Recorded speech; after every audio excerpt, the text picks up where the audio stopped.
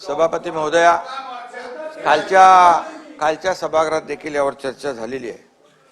खरं म्हणजे आपण मराठा समाजाला टिकणार, कायद्याच्या चौकटीत बसणार, ओबीसी इतर समाजावर अन्याय न करता टिकणार आरक्षण देण्याचा निर्णय सरकारने घेतला होता। त्याप्रमाणे मराठा आरक्षण आपण दिलं। मराठा आरक्षण दिलं आणि मी एवढंच सांगतो की एक मताने आपण मराठा आरक्षण दिलं आणि इतर कुठल्याही समाजावर अन्याय न करता आपण ते आरक्षण दिलं। आता मी एवढंच सांगतो, आपण बैठक घेतली होती एकदा सह्याद्रीमध्ये सर्व पक्षीयांची, बरोबर ना? आणि त्या बैठकीमध्ये एक मताने आपण निर्णय घेतला होता की मराठा समाजाला न्याय मिळाला पाहिजे। मी थोडा पार्श्वभूमी जी आहे ती सांगू इच्छितो। आणि त्याप्रमाणे सर्व पक्षाचे नेते आणि आपण एक मताने ठरवलं की इतर कुठल्याही समाजाला धक्का न लावता आपण मराठा समाजाला आरक्षण द्यायचं।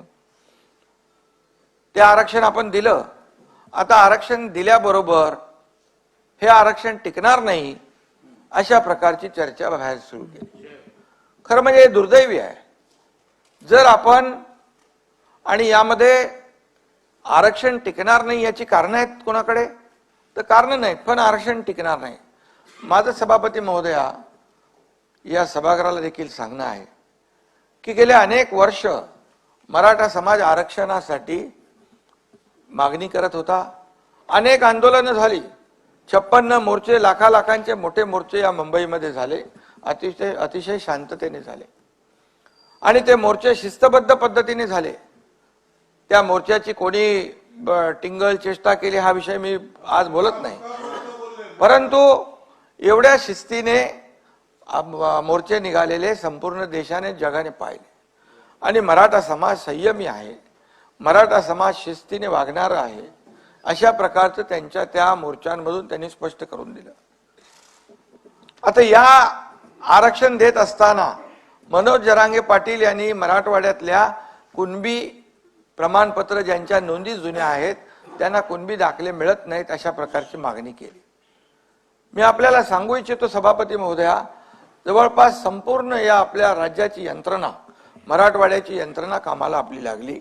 प्रत्येक जिल्ह्यामध्ये एक विशेष कक्ष स्थापन केला। 2-2.5 लाख लोक काम करत होते आणि ज्या नोंदी सापडत नव्हत्या त्या सापडू लागल्या। ज्या नोंदी, त्याचा कायदा होता पूर्वीपासून, मराठा समाजाच्या नोंदी असतील तर त्यांना प्रमाणपत्र मिळालं पाहिजे 1967 पूर्वीच्या, ते आम्ही सुरू केलं। त्यानंतर आणखी त्यापुढे जाऊन आपण जस्टिस शिंदे समितीला हे काम दिलं।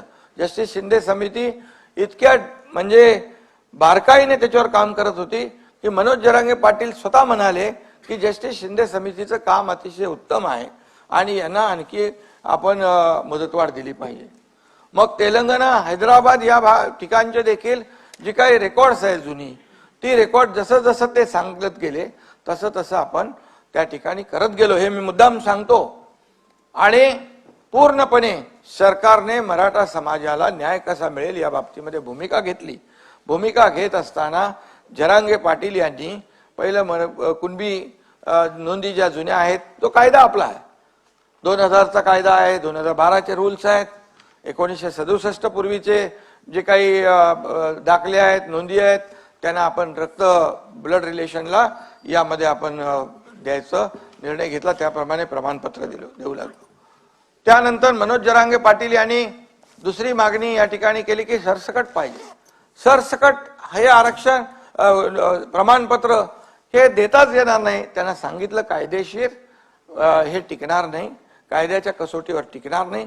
अनेक लोक कोर्टात गेले होते, त्यांचे सहकारी देखील कोर्टात गेले होते, परंतु कोर्टाने ते फेटाळलं, रिजेक्ट केलं।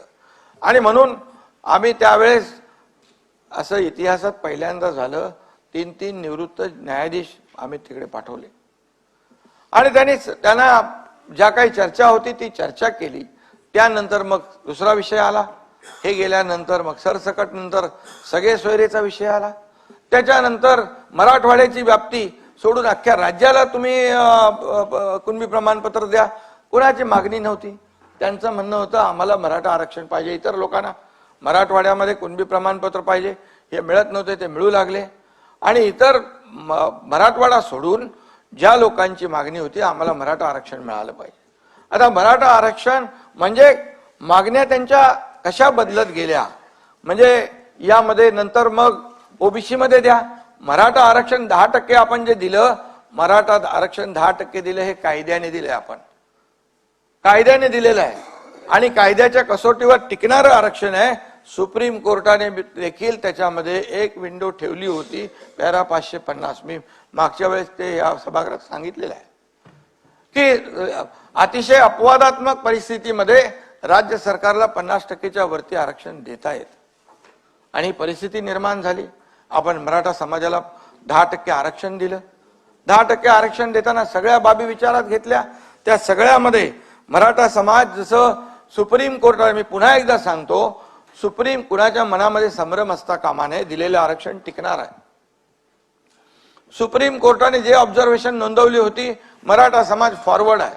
बापट कमिशनने फॉरवर्ड दाखवला, मग त्यांनी म्हटले गायकवाड कमिशनने या अहवालामध्ये बॅकवर्ड दाखवलं. आहे कसं काय होऊ शकतं? मराठा समाज हा फॉरवर्ड आहे. मग तुम्ही पहिलं त्याला बॅकवर्ड सिद्ध करा. सोशली आणि एज्युकेशनली बॅकवर्डनेस त्याचं सिद्ध करा. तुम्ही आयोग नेमू शकता, आयोगाचा अहवाल घेऊन तुम्ही कोर्टासमोर येऊ शकता. या सगळ्या बाबी सुप्रीम कोर्टाने निर्णय देताना त्यामध्ये मांडलेल्या आहेत. त्रुटी ज्या मांडल्या, या सगळ्या त्रुटी आणि सगळ्या बाबी आम्ही मागासवर्ग मराठा मागास समाज, जो आपला मागासवर्ग आयोग जो आहे, त्या आयोगाला या सगळ्या टीवार दिल्या आणि त्यामध्ये पूर्ण डिटेल अगोदरचा सर्वे, सॅम्पल सर्वे होता. जेव्हा आपलं आरक्षण रद्द झाल्यानंतर भोसले कमिटी आपण स्थापन केली. भोसले कमिटीला त्याचा अभ्यास करायला दिला. आपण हा अभ्यास करत असताना यामध्ये पूर्णपणे जी निरीक्षणं सुप्रीम कोर्टाने नोंदवली होती, त्या सर्व निरीक्षणाचा अभ्यास केला. ज्या त्रुटी दाखवल्या होत्या त्या त्रुटींचा अभ्यास केला. मी सांगतो की यामध्ये जे आरक्षण आपण आता दिलेलं आहे, याच्यामध्ये मराठा समाज सोशली आणि एज्युकेशनल कसा बॅकवर्ड आहे, त्याची माथाडी आहे, मापारी आहे, डबेवाला आहे, ऊसतोड कर्मचारी आहे, आत्महत्याग्रस्त आहे, कच्ची घरं आहेत, मोलमजुरी करणाऱ्या महिला आहेत, हे सगळं त्याच्यामध्ये घेतलेलं आहे. अल्पभूधारक आहे, लँडलेस आहे आणि ज्या आत्महत्या झाल्या त्या आत्महत्यांमध्ये देखील मराठा समाजाचं खूप मोठं प्रमाण आहे. डबेवाले, ह्या सगळ्या ज्या बाबी आहेत आपण त्याच्यावर आणल्या आणि त्याच्या टक्केवारी मी जात नाही, माझे सगळे आकडे आहेत, पण मी त्याच्यामध्ये जाऊ इच्छित नाही. पूर्णपणे हे सगळं आपण केलं आणि मराठा समाजाला आरक्षण दिलं. मला एवढंच सांगायचं आहे की इतके वर्ष मराठा समाजाला आरक्षण देण्याची काही लोकांना संधी होती, मग का दिलं नाही आरक्षण? बरं, आरक्षण आम्ही दिल्यानंतर आरक्षण टिकणार नाही हे कुठल्या मुद्द्यावर आपण म्हणता? जेव्हा तुम्हाला संधी होती त्यावेळेस शशिकांतजी, मी जे बोलतोय त्याच्यामध्ये एकही शब्द चुकीचा असेल तर तुम्ही उठून उभे राहा. आणि म्हणून मी सांगतो की मराठा समाजाला आरक्षण देण्याची संधी होती. मराठा समाज हा मागास आहे हे माहिती असताना देखील त्याला आरक्षण दिलं नाही, त्याला आरक्षणापासून वंचित ठेवलं.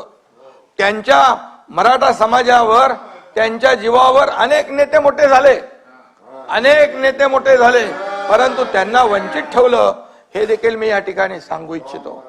आणि हा एकनाथ शिंदे या मराठा समाजाला आरक्षण देण्यासाठी जाहीर छत्रपती शिवाजी महाराजांची शपथ घेतो. कोणी धाडस दाखवलंय?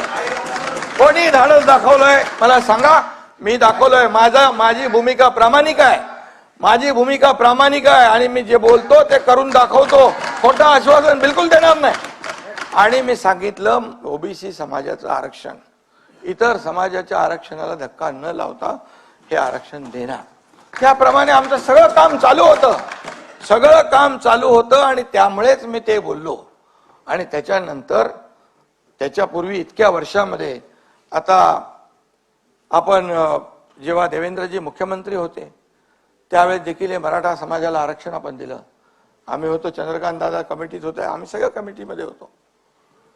आणि त्यावेळेस देखील ते दिलेलं आरक्षण हायकोर्टमध्ये टिकवलं. सुप्रीम कोर्टामध्ये देखील जोपर्यंत सरकार होतं, मुख्यमंत्री देवेंद्रजी होते, आम्ही सगळे होतो, तोपर्यंत ते आरक्षण रद्द झालं नाही. ही वस्तुस्थिती मी सांगतोय तुम्हाला. ज्या पद्धतीने आरक्षण तिथे कोर्टामध्ये ज्या बाबी मांडायला पाहिजे होत्या, जे पुरावे द्यायला पाहिजे होते, जे ट्रान्सलेशन करायला पाहिजे होतं, ज्या ज्या बाबी कोर्टासमोर आणायला पाहिजे होता, 2008 नंतर बापट कमिशनने जे निकष लावले होते, 2008 नंतर बदललेली परिस्थिती कोर्टासमोर विशद करायला पाहिजे होती. ह्या सगळ्या गोष्टी आणि त्याचं बॅकवर्डनेस जे आहे हे पूर्णपणे कोर्टासमोर मांडण्याची आवश्यकता होती. दुर्दैवाने ते झालं नाही. मी आणि म्हणून मी एवढंच सांगतो की ते टिकलं नाही. आणि मग तेव्हा कोर्टाने निर्णय दिला, त्या निर्णयाच्या अनुषंगाने आपण या सगळ्या आणि मराठा समाजाला आरक्षण देण्याबद्दल देवेंद्रजींच्या मुख्यमंत्री पद असताना आम्ही दिलं. मग असं असताना आता हे दिलेलं आरक्षण कसं टिकेल पाहिजे, आपण सगळ्यांनी मिळून एकत्र एकमताने केलेलं आहे. मग त्याच्यावर शंका निर्माण करण्याचं कारण काय? म्हणजे समाजामध्ये संभ्रम निर्माण करणे, समाजामध्ये अस्वस्थता निर्माण करणे हा हेतू आहे का कोणाचा? मग मी सांगतो की या सर्व तुमच्याकडे बोलणाऱ्यांकडे काही हे आहेत, कारण आहेत की हे कसं टिकणार नाही ते तरी सांगा, मग आम्ही त्याच्यावर उत्तर देतो.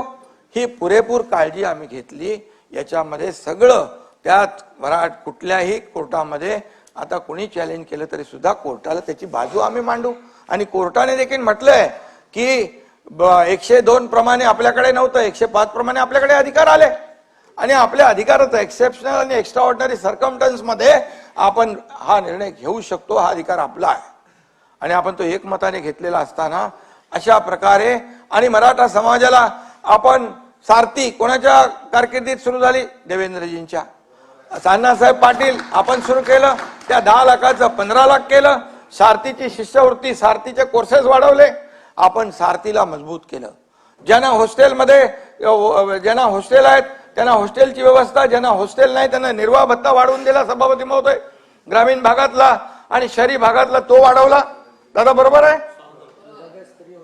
आपण 6,000 केले, वर्षाचे 60,000 बरोबर. आणि म्हणून आणि आपण त्याही वेळेस सांगितलं मराठा समाजाला ओबीसी प्रमाणे सगळे सवलती मिळतील. आणि हे सगळं करत असताना आज आणि अधिसंख्य पद जे मराठा समाजाला जे आरक्षण रद्द झालं ज्यावेळेस सुप्रीम कोर्टात, आणि या दरम्यान ज्यांचं सिलेक्शन झालं होतं जवळपास 4,500 ते 5,000 लोक, कोणी त्यांना हात लावत नव्हतं. मी सांगितलं मी फेस करेन, त्यांना नियुक्त्या द्या. 5,000 लोक तिथं काम करतायत. त्याचबरोबर मॅट मध्ये काही 500 लोक गेले, एमपीएससी आणि इतर लोक मॅट मध्ये गेल्यानंतर हायकोर्टामध्ये एजी आणि आपल्या सर्व वकिलांना सांगितलं यांची बाजू लावून धरा. त्यांना देखील हायकोर्टाने त्यांच्या बाजूने निकाल दिला. ते 500 लोक कामाला लागले. हे प्रामाणिकपणे आपण केलंय. सरकारने प्रामाणिकपणे करत असताना या ठिकाणी अशा प्रकारचं बघा, मनोज जरांगे पाटील हा प्रामाणिकपणे मराठा समाजासाठी आंदोलन करत होता. त्याची राजकीय काही पार्श्वभूमी नव्हती. मी स्वतः गेलो तिथे, एकदा नाही 2 वेळा गेलो. कुठला मुख्यमंत्री जातो, आपला सगळं प्रोटोकॉल बाजूला ठेवला, सगळ्या एवढ्या मोठ्या मॉब मध्ये मी गेलो स्वतः. शशिकांत शिंदे तिकडे होते. एवढ्या सगळ्या मॉब मध्ये असताना देखील मी तिकडे गेलो. आणि हे केल्यानंतर आज ज्या वेळेस मनोज जरांगे पाटील यांच्याशी आम्हाला काही त्यांचं देणं घेणं नाही, परंतु ज्या पद्धतीने सरकारने केलेलं काम मराठा समाजासाठी ते ऍक्सेप्ट करायच्या ऐवजी सरकारवर टीका करणं, त्याचबरोबर मला देखील मुख्यमंत्री म्हणून मला देखील माझी पण सगळे काय काढायची ती काढली, उपमुख्यमंत्री सगळे मंत्री. अरे असं कधी होतं काय? असं कधी चालतं काय? सरकार म्हणून आम्ही निर्णय घेणारे लोक, विरोधी पक्षाला सोबत विश्वासात घेऊन आम्ही निर्णय घेतला.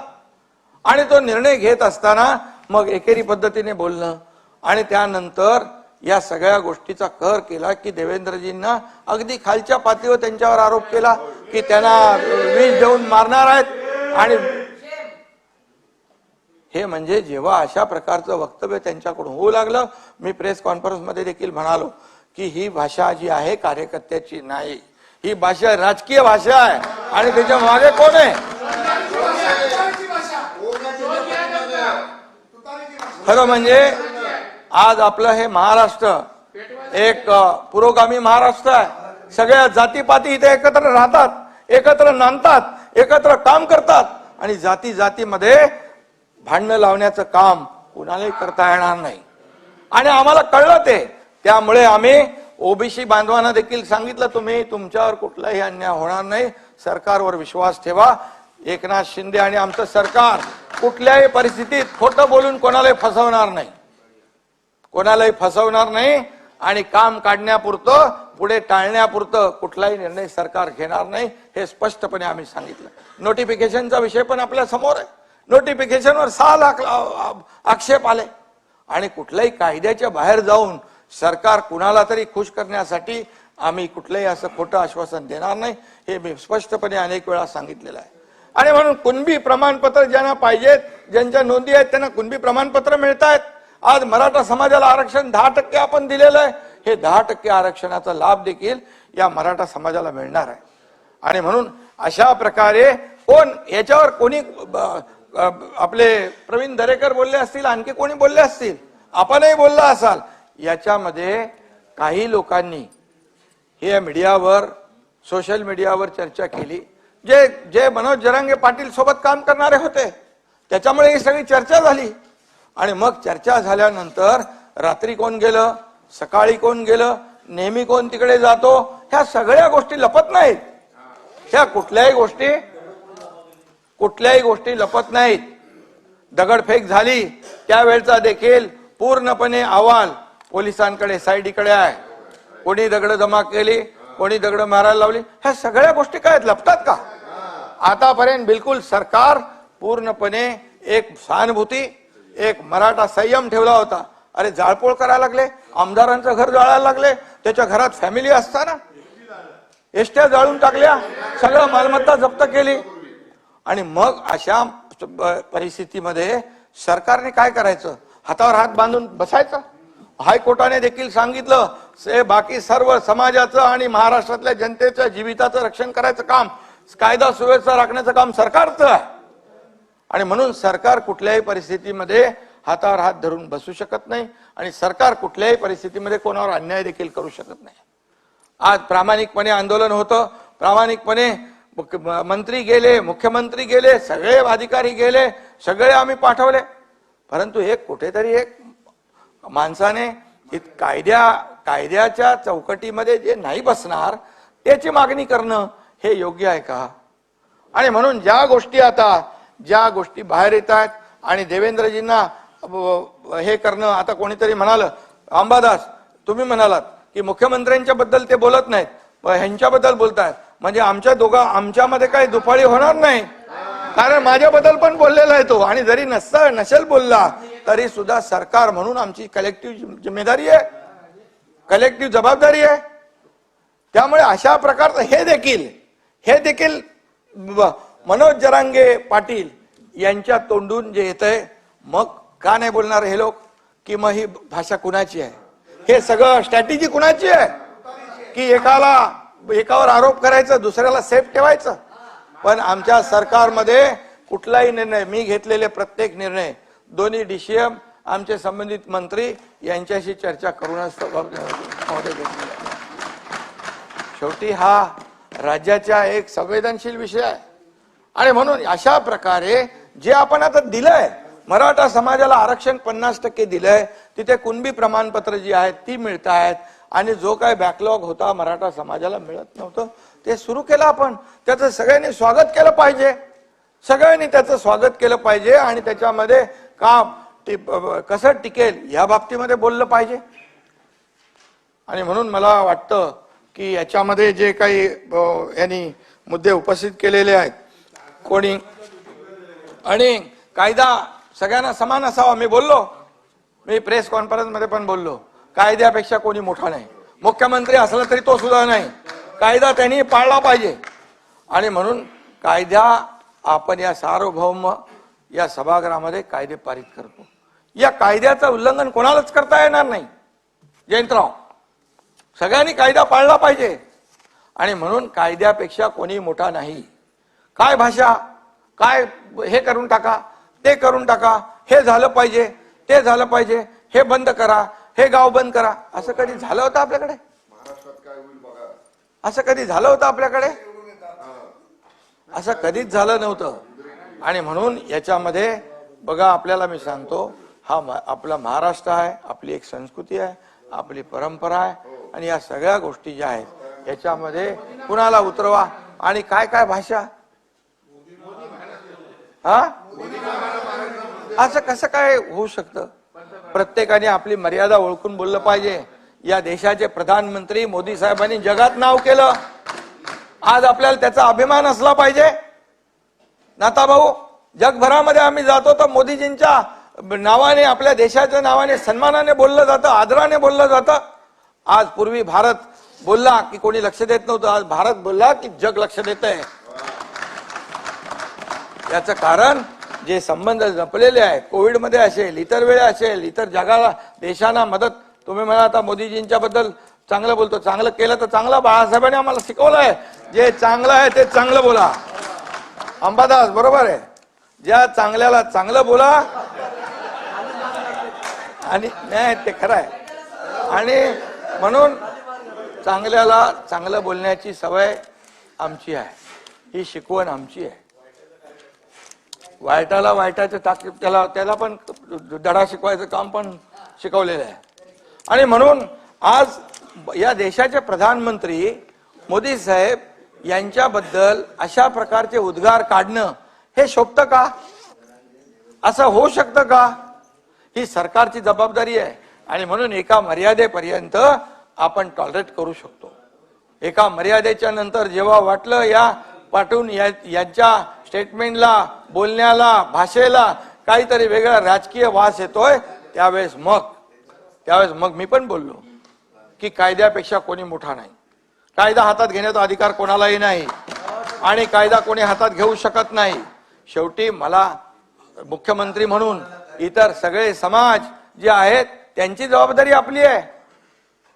उद्या शशिकांत शिंदेच्या गाड्या अडवल्या आणि फोडल्या तर चालेल? नाही चालणार. तुम्हाला तुमच्या मागे सरकार उभं राहील. तुमच्यावर जरी झालं तरी हा सरकार तुमच्या पाठीशी उभं राहील. आणि मी सांगतो पुन्हा एकदा, जे मी जाहीरपणे शपथ घेतली तिथं मराठा समाजाच्या ऐवजी दुसरा कुठलाही समाज असता तर त्यासाठी देखील या एकनाथ शिंदेने ती शपथ घेतली असती. सगळ्यांना घेऊन सोबत आपल्याला हे राज्य पुढे न्यायचंय. राज्याचा विकास सुरू आहे. आणि म्हणून आज जे काही इथे चर्चा झाली, आता नारायण राणेंना एक झालं ना, आपण साक्षीदार होतो सगळे. ते तर केंद्रीय मंत्री होते, ताटावरनं उठवलं. एवढी घाई का होती? ताटावरून जेवताना उठवलं, एवढा काय गुन्हा होता? हनुमान चालीसा वाजवला, त्या हनुमान चालीसा देशद्रोही गुन्हा दाखवून त्या खासदार महिला भगिनीला जेलमध्ये टाकून दिलं. 12 दिवस का 14 दिवस. कंगना रनावतला 80 लाख रुपये दिले, महापालिकेचे खर्च केले आणि ते घर तोडायला लावलं. तुमचा पत्रकार लोक किती लोक आहेत, किती अनाथा भाऊ त्यावेळेस झालं, पण आम्ही काही केलं नाही. आम्ही सूडबुद्धीने वागलो नाही. आणि म्हणून आता माझं एवढं म्हणणं आहे की जे काय आहे ही वस्तुस्थिती जी आहे ही समोर आली पाहिजे. चौकशी त्याची आपण मागणी केलेली आहे. त्या बाबतीमध्ये जे काही आता मी डिटेल त्याच्यात बोलत नाही. SIT आपण त्याच्यामध्ये नेमू आणि SITच्या माध्यमातून जे काय आहे ते सत्य जे आहे ते सत्य बाहेर येईल, त्याची चौकशी होईल आणि दूध का दूध पाणी का पाणी व्हायला पाहिजे. परंतु मी एवढं सांगतो, कोणालाही यामध्ये सूडबुद्धीने आकस्पोटी कुठलीही कारवाई कोणावर केली जाणार नाही. परंतु विरोधी पक्षाने देखील या मराठा आरक्षणामध्ये कुठपर्यंत आपण सहकार्याची भूमिका किंवा विरोधाची भूमिका किंवा राजकारणाची भूमिका घ्यावी हे ठरवलं पाहिजे. कारण हे आपण एकमताने निर्णय घेतलेला आहे. हे मी पुन्हा एकदा आपल्याला सांगू इच्छितो. आणि म्हणून माझी सगळ्यांना विनंती आहे की यामध्ये ज्या पद्धतीने कुणी माणूस असेल तो खालच्या पातळीवर बोलू लागला, जर एकेरी भाषेत बोलू लागला, खोटे नाटे आरोप करू लागला, तर त्याला बिलकुल पाठीशी कोणी घालता कामा नये. आणि म्हणून ज्या देवेंद्र फडणवीसांनी जे आरक्षण पूर्वी दिलं होतं ते मराठा समाजाच्या हितासाठी दिलं होतं, मराठा समाजाच्या ते विरोधात नाहीत. आणि म्हणून मराठा समाजाच्या विरोधात ते कसे आहेत हे दाखवण्याचा केविलवाना प्रयत्न कुणी करू नये. या महाराष्ट्रातली जनता सुज्ञ आहे आणि सरकार म्हणून आम्ही एकत्र बसून हा निर्णय घेतलेला आहे. त्यामुळे माझी सगळ्यांना विनंती, याच्यामध्ये राजकारण कृपया न आणता एकमताने केलं ना. अरे भाई, एकमताने केलं, एकमताने केल्यानंतर बोलू लागले, हे टिकणार नाही. हे कसं टिकणार? हे टिकणार नाही. अरे का टिकणार नाही त्याची कारण द्या. का टिकणार ते आम्ही सांगतो. आज सगळं पूर्ण आम्ही दिलेलं आहे. त्याच्यामध्ये 2.5 कोटी लोकांचा सर्वे केलेला आहे, एक्सटेन्सिव्ह केला आहे, सॅम्पल नाही, डिटेल मध्ये भाई केलाय. 4 लाख लोक काम करत होते डे नाईट. आणि म्हणून कधीच झालं नव्हतं अशा पद्धतीने ते आपण केलं. त्यामुळे याचं स्वागत केलं पाहिजे, समाधान मानलं पाहिजे. हे असं आरोप प्रत्यारोप करून, राजकीय भाष्य करून कुणालाही काही साधता येणार नाही.